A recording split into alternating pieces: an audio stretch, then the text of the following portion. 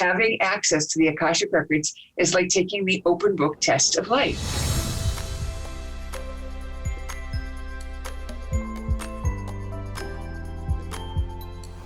Hi, I'm Swara, and welcome to Akashic Records Unlocked Summit, a summit to help you learn about the Akashic Records, and if you already know about the Akashic Records, learn a little bit more about how to increase your practice in the records. So today we have a very special guest, MAUREEN St Germain, who's going to speak to us a little bit about her unique experience in the Akashic Records.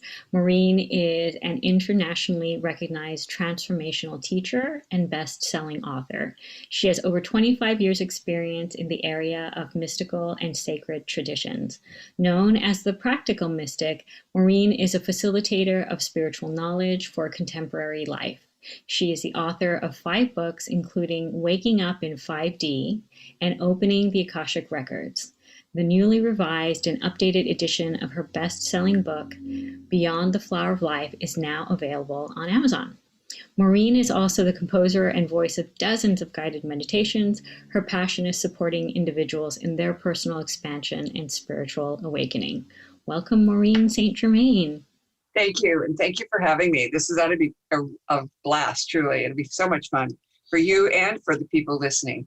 Definitely. We're so glad that you're here. We're so curious to learn more. And maybe the first thing to ask is, hey, MAUREEN, in your own words, what are the Akashic Records?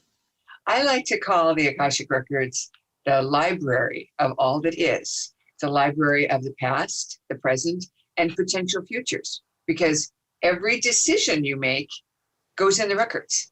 And a great example is if you're thinking about going to college, you're in high school and you're about ready to, you've applied to a couple of places and you're making a decision. So you're fantasizing about what it'd be like to go to college A and college B and college C, and you maybe have a preference.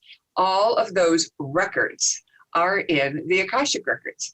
And then as you move toward your decision and you make a decision, then the other two carry less and less weight, and they become less and less available or real. And then maybe you go to this favorite choice, the A choice, and you start to realize, I made the wrong choice. I'm going to transfer. And so now, college B comes back up and becomes more alive. And then you kind of weigh whether or not you really want to do that. And so the potential of everything you think about is in the records, not just what you physically do, but what you think about doing. And so as a library, we can access it. And there's a very important piece that I'd like to share with people. And why is it that the records are so popular now? Why is it that anybody can get in the records? And the answer is a dispensation was granted when we moved into this era or this generation, because we're on the fast track to come home or to shift to the 5th dimension. And so in order to successfully do this, having access to the Akashic Records is like taking the open book test of life. So we've all, know about science exams or math exams where they let you bring your calculator or they let you bring your formula book into the test. And so that's what we're doing. We're having the opportunity to get really good information about our life, our experiences, our decisions we want to make, not to predict the future, but to help us make the ideal choice. That's wonderful. What a powerful resource that we have access to right now. And I love the idea that we have this dispensation, like something has shifted. We have access to this information. And because all of those choices are available to us, that we can have real guidance on making choices that are for our highest good. And, that takes a lot of the doubt away in life, I would imagine. Like you would have just more clarity moving forward in all of your choices. It really does. And the thing that people find, and I'm sure you find this in your own practice, that you'll tell people something and they go, I already knew that. But then they'll say something like, but hearing it from you helps me believe it. Right. Because we don't always believe our own ideas. We don't always believe what we get from spirit because we haven't trained ourselves to separate. Is this my thought? Is this coming from my guidance or my angels? And when you're in the records, what happens is that information, it's like a pitcher, and it just fills the glass. And, the client can say, you've answered all my questions. Yeah, exactly. But like you're saying, there is maybe some connection that we have already. That's our intuition that's sort of guiding us there. But coming into the records just brings so much more clarity to it. Right, Is right. that how you found the records? Can you tell us more about your journey to finding the records? Well, it's interesting because I have been accessing the records all my life. Mm. And I studied with a group, and I was told to start a new lineage with very specific tools that weren't in where I was, my original information. And because I'd been in the records all my life, I intuitively knew things that others didn't know. And the best story I have is when I was in college, and in our university, we were allowed to take our exams orally. Well, I loved astronomy and I was really good at it, but I had never studied calculus or these higher math things. And there was a lot of calculus in astronomy. And I did okay with it because I was very good at math. And I'm sitting there taking this oral exam, final exam of astronomy, and the professor asks me a question, and I think to myself, I know that answer, but I can't remember. And her phone rang. And when she got off the phone, I had the answer in my head, just like a download, just like we get in the Akashic Records. It was amazing. And I now know that I've had many of those kinds of downloads directly from the Akashic Records. And I now believe that I've always had this as my mission. I just had to unfold it. Right, right. I love that. So you've been connected really your whole life, and what great experience and affirmation to know that you have been connected. Each one of those, I'm sure, looking back on it, it's kind of like little mini ahas you had all along the path. That's right. That's right. That's right. That's right. And so what's amazing to me is I taught Akashic Records in Japan. I did record reading in Japan. I did it in China. I did it all over the world, Bulgaria, in many, many places. And when I wrote the Akashic Records book that won 2 big awards, Gold Winner, which is in the book of its category, and then Book of the Year, meaning it was the best book for the whole year, according to Cover Visionary. This was actually printed in Chinese first before it made it to English. Wow, that's amazing. It is, because my following was so big, they wanted the book. And so my publisher, hadn't gotten around to, making, saying yes to it, I guess. I'm not sure now about that part. So I had an experience in Japan that kind of blew me out of the water. And I had a translator, and she was translating my words. Now, when you work as a translator, it's very hard work. I have high regard for people who act as translators, because they're not just translating verbatim. They're sometimes translating idioms. Like a pain in the neck in English means you're being bothersome. But maybe in other countries, they don't have that phrase. So a translator has to, find that middle ground to explain what that really is without actually saying a pain in the neck, unless it was important. So in this case, there was something that was said by the record keepers that made the translator think of a Japanese idiom.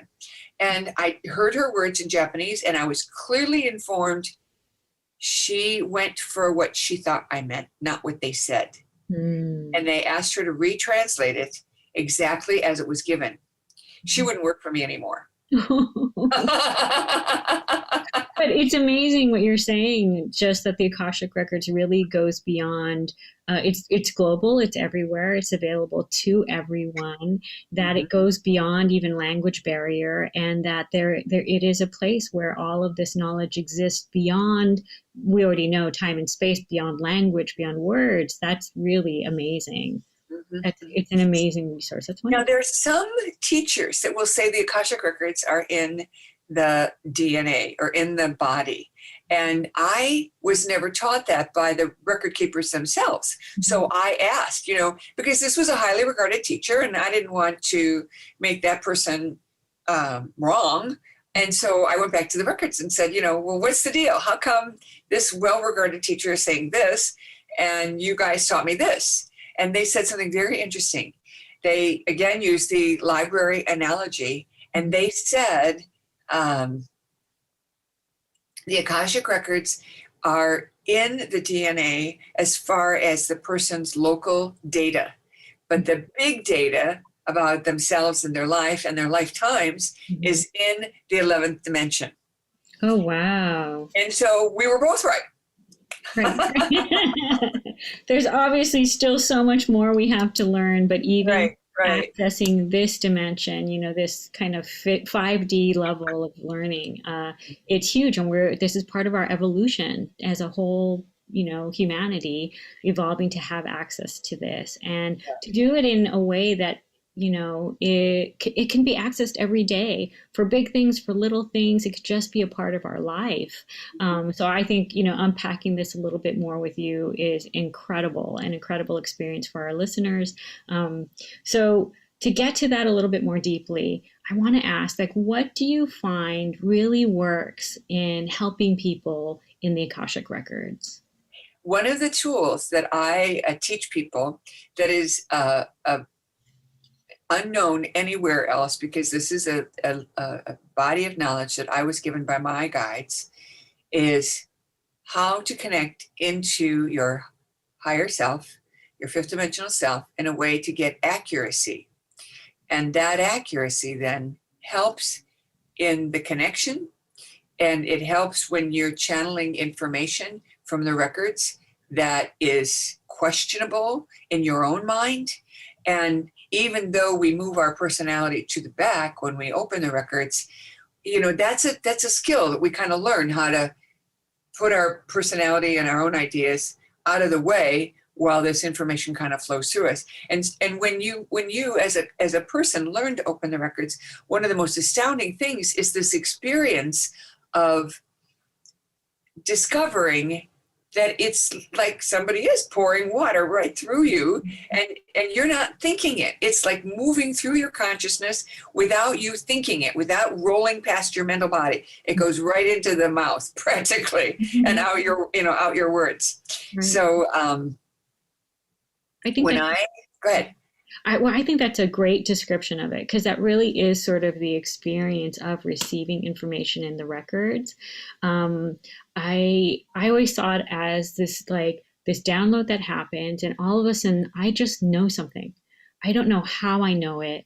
And sometimes I might only know the first 2 or 3 words of it. But once I start to speak it, somehow the rest of that sentence flows out of my mouth. And somehow when I'm done with saying it, I just know in my heart that was right. That was what I know is the truth. And somehow it just kind of flowed through me. And it is sort of like an experience of water. It has a density to it that kind of comes through, and a flowing of it. And once you allow the first few words, the first few drops to come through, it does come through like water. That's a great analogy.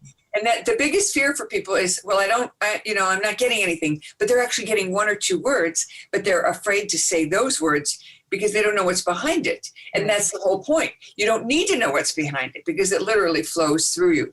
And I think that's one of the biggest challenges for somebody who's interested in learning to open their own records, or to learn how this lineage works, is to give yourself permission to get out of your ego and out of your personality. You know, I had an amazing experience that I documented in the book, Waking Up in 5D. And I tell the story of how I was getting a download and a bunch of images about a fatal accident that I was seeing of my husband being involved in. And it was an industrial environment, and I knew that he would be going to this particular location to do an investigation in his work. And he is a fire scientist, so he looks for the science on why a fire is caused, and then, the insurance companies duke it out. So I kept seeing this, and I was quite concerned, because just because your channel is open and you see things doesn't mean you're supposed to be telling somebody. And I had not gotten clarity in my own mind if I was like imagining this idea or whether it was real. So then in a conversation with a close member of my group, who's also in the Akashic Records regularly, I told her, I said, I'm having this very interesting experience, and I described what I was seeing. And she said, thank God, I didn't know what to do. I was seeing the same thing. Wow. Okay, so then I go to my husband and tell him the story. And he says to me, which I think is quite delightful, I said, so are you thinking about going back to that, that investigation? Because it was overseas and he had to travel to get there. And he looked at me and he said, well, if you told me not to go, I wouldn't go. Mm-hmm. Well, I'm not going to tell him not to go. I'm going to, I want to give him what I know and let him decide. So then he said, would you open the records for me? Mm-hmm. And so the next morning we opened the Akashic Records. Now, this is me as a mystic. I'm thinking he's going to be asking, is it my time to go? Can this be mitigated? Like the fairies in Sleeping Beauty, she won't die. We'll put her to sleep, that kind of thing. Or can we change it completely, And there's lots of cases, by the way, that people get information about, I'll call it an accident, and they try to avoid it, but they only get in it a couple of days later. And they're better off, following the wisdom that's coming with that information. But that's another matter. That's another reason to be in the records. Okay, so here I am conjuring up in my own brain what kind of questions he's going to ask me. First words out of his mouth were, what caused the fire? Oh. I was not expecting that. Right. And it caught me so by surprise that truly the records came right through. And they said there were 2 fires, and they were set to cover up a couple of murders. Wow. And I was in so much shock that information came through that I pulled myself out of the records. And I said, nobody died in that fire, did they? Because I didn't know anything about this case. Right. And he said, actually, 3 people died. And why did he ask that question? As a scientist, there was no scientific evidence of a cause of a fire unless it was set. Wow. And there was a lot of information that came through after that. But what a bit of shocking news. Right. So, even when you're really, I'll call it a master at this work, you can still be so surprised by the information that you might be caught by surprise like I was. Right. One of the things I tell people is it's not for prediction, it's for soul growth. Right. And so when people ask me certain questions that are, I'll call it destiny related, I'll say to them, this work is for soul growth. Could you find a way to reword your question that would be for your soul growth? Right. And that's very powerful because it doesn't make the client bad or wrong for wanting to know the future, but it does help them understand we're not psychics. We're not in the business of reading the field and giving you your future. Right. This is all true. And I just so many things running through my head right now, like, wow, what an amazing experience that you had with your husband. And the fact that because it was so surprising, it was just able to come through because, you really were kind of on the side of that information coming through. Right. And then the fact that the Akashic Records could really be used for anything, like this is, again, just more confirmation. Yeah. I feel like there's a television show somewhere in this that we could start writing. Oh, wouldn't that be fun? Yeah, that would be fun. That would be a lot of fun. It would be.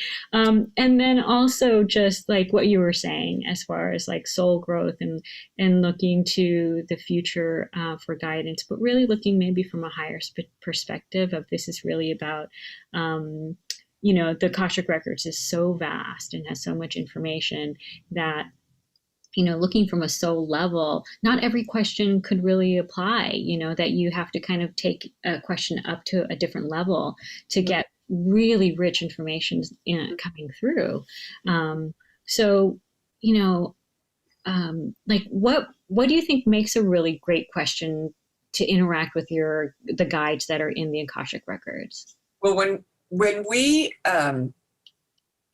work with a client, we give them an idea of how we work, so we explain to them in this particular lineage that I teach, we teach opening remarks. So in opening remarks, they get a lot of information without any information for the guide except their name and then today's date. Wow. And that's very profound because it helps the client figure out, okay, this is legit because they're telling me stuff. And that's a lot of times when we hear, you answered all my questions, I don't know what to ask. Oh, So wow. we also then provide them with actual questions that they could ask. What's my soul's purpose? What may I know about my relationship with my husband, my wife, my children? Why does my son or daughter, their adult son or daughter, treat me so badly? I was a good parent, blah, blah, blah. Why am I in this crappy work situation? Is it in my, is there something else that I could be doing or should be doing? Those kinds of things help people make decisions because they're already leaning into those decisions, but they don't know how to handle it.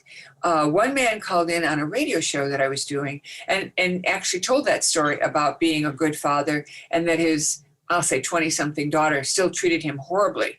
And he couldn't figure out why. And he asked, why would, I was such a good father. Why would, and I meditate, I do my work. Why would I draw something like this to me? The record keeper said right away, you were adversaries in a past life. And you went on and became more evolved, but she didn't. And you agreed to sponsor her. So she is still seeing you as her adversary because she hasn't grown yet. And how is she going to grow is for you to love her anyway and to give her the love you would give to a loving daughter, to act as if she is the loving daughter that you want. And that'll change your focus. And when it does, everything will shift. And then the record keeper said, it may take a few years. And even as a parent, when you have a son or daughter that is an adult, but they're acting out some drama and they're making you the bad guy when you know you're not, it's very painful. And you think to yourself, when is this going to stop? When is he going to appreciate me? Or when is she going to start, recognizing my wisdom or something? And when you, when I have 4 sons, and when one of my sons was doing a similar drama, I won't get into the details, I actually said, I was really broke. I'd just gotten fired from my corporate job. I had no money in the bank because I'd just written a check for $3,000 to him for his school. And now I'm having, remorse about why did I give him that money?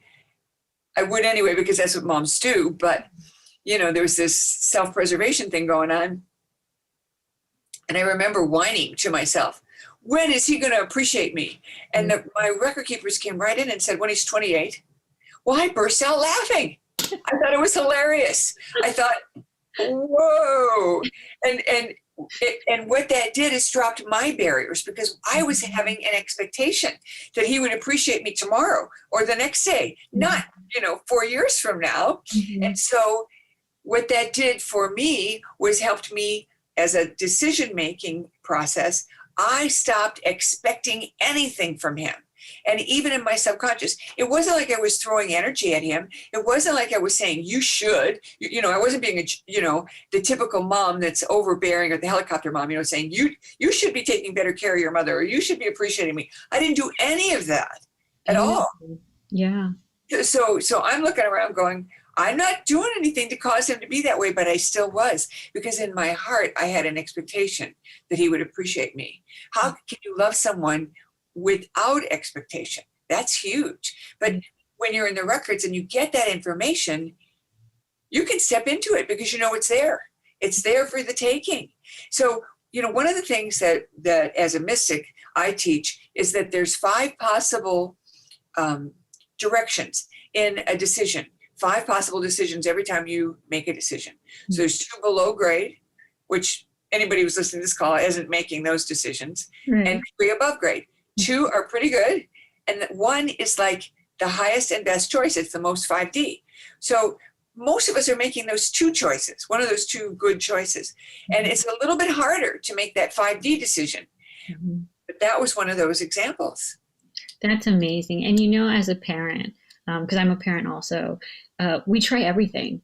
If we're running into a situation, we're going to try to change our behavior or change our approach or we'll read books, we'll try anything, and to come to that point to still feeling like, oh, this isn't really getting any better, but then getting that access to the Akashic Record information, which is on a whole different level, a different perspective.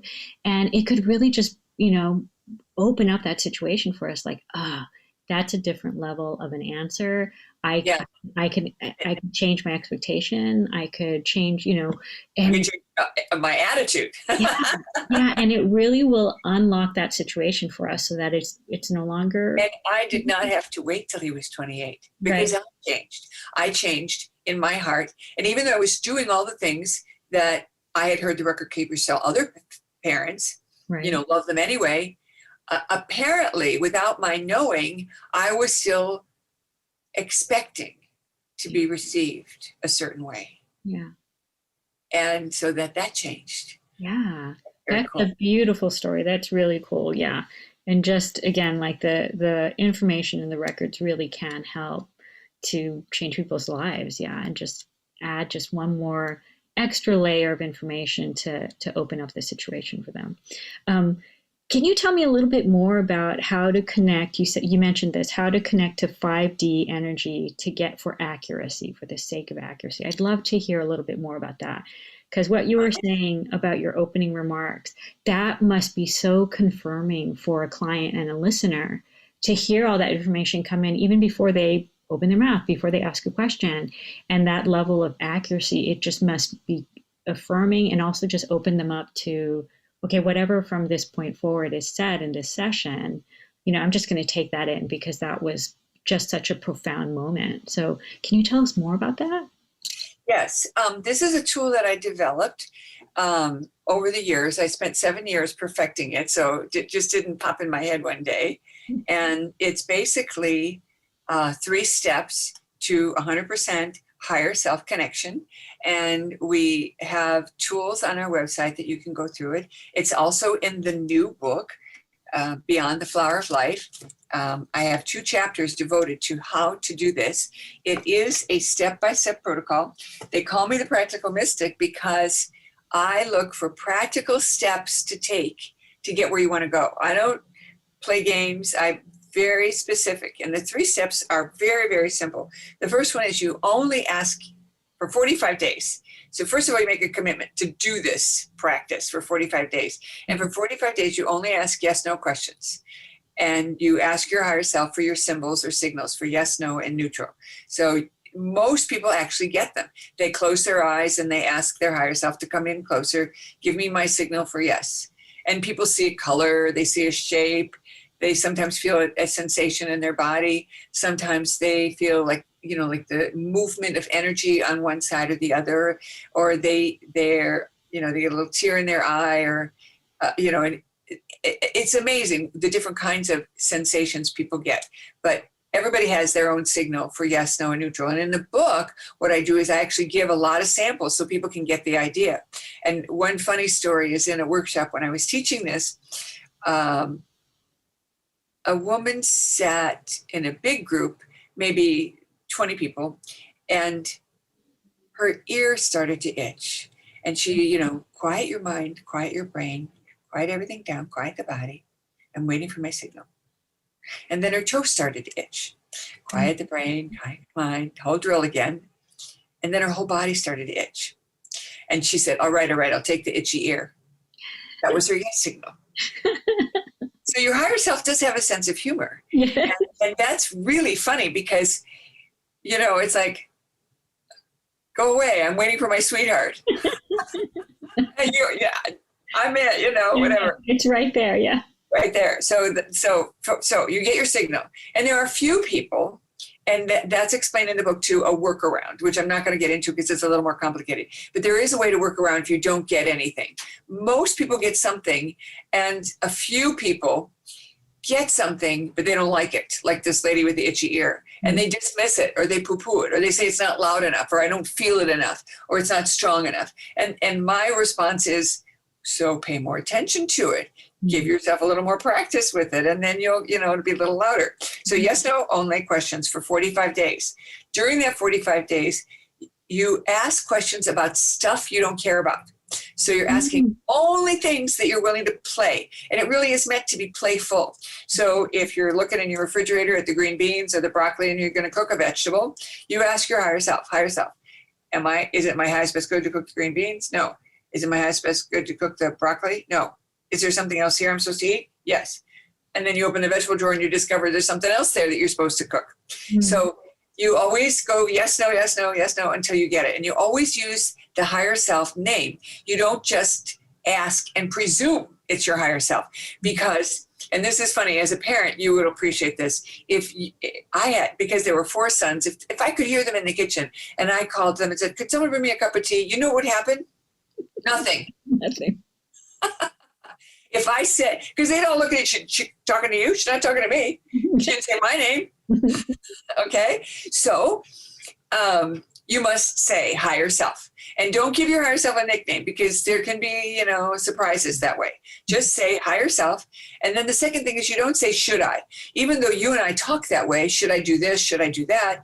When we ask our higher self, we're asking for the highest and best choice. That's why that whole explanation about the 5D choice is so important, because we begin to understand that sometimes it's not intuitive. Okay. And so the second rule is always follow through. So if you ask, should I have some of those cookies, or higher self, is it in my highest and best good to have some of those cookies, and you've been eyeballing them because you're hungry, if your higher self says no, you have to walk away. You have to walk away. Yeah. And that's part of the practice, but it's only for 45 days. And then the final rule is no other forms of divination. So if you're in the Akashic Records practice, that doesn't really count as divination, because you're either receiving information from the record keepers or you are receiving for a client. And that's, even though some people might think of that as divination, it really is a direct channel. You're really bringing information where you're not relying on an outside force.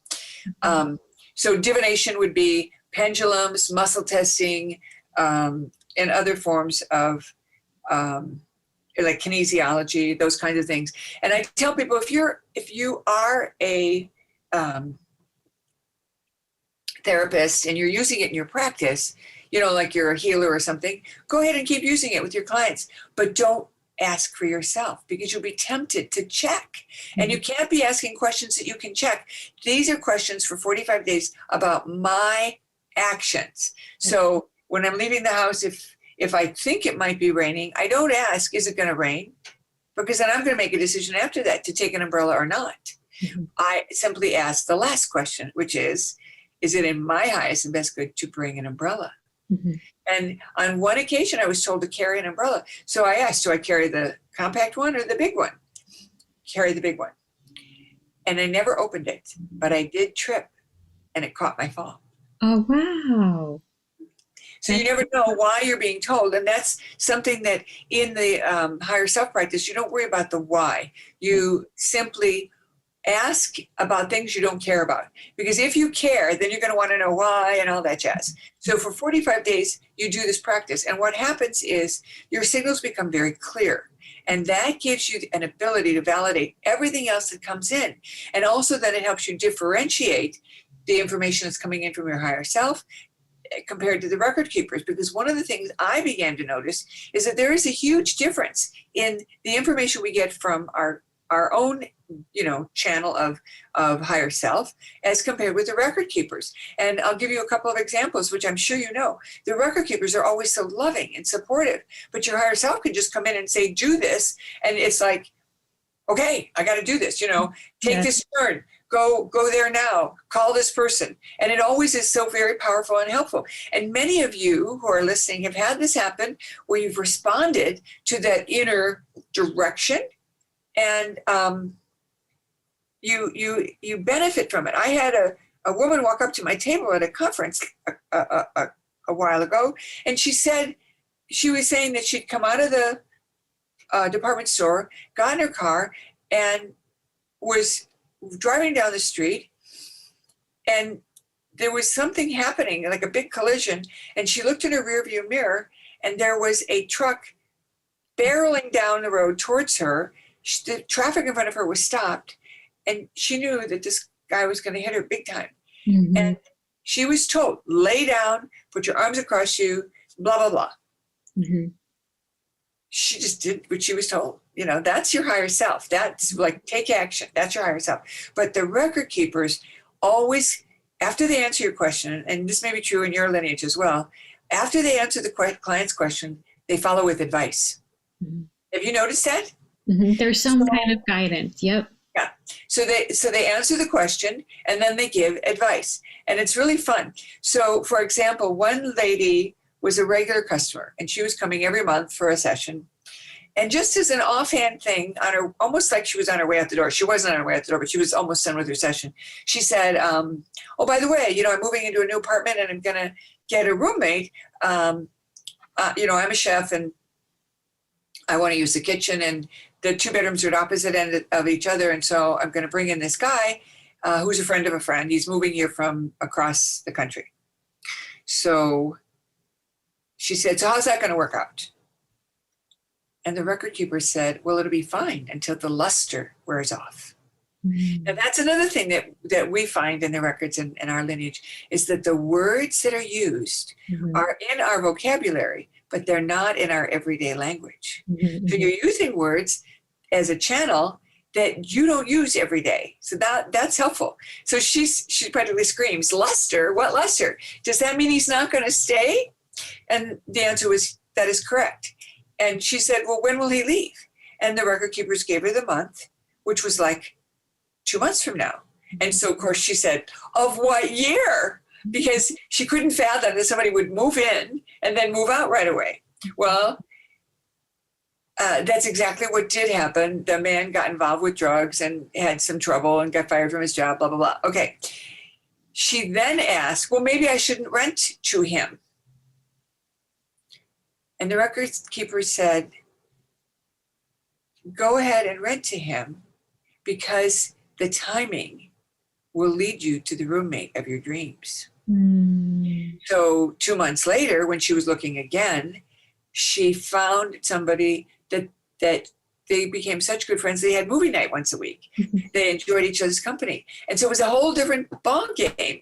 And what's amazing about that is, if you know that there's a possibility everything's going to fall apart, when it does, you don't have to get so upset, because you already know the solutions on the other side of that.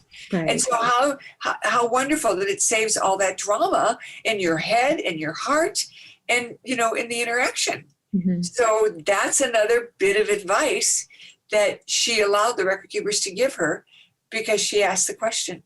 Yeah, that's a beautiful story. It also is a great example of how sometimes we might judge a situation as, quote unquote bad, but really from a different perspective, especially the perspective of the Akashic Records, no, it's perfect.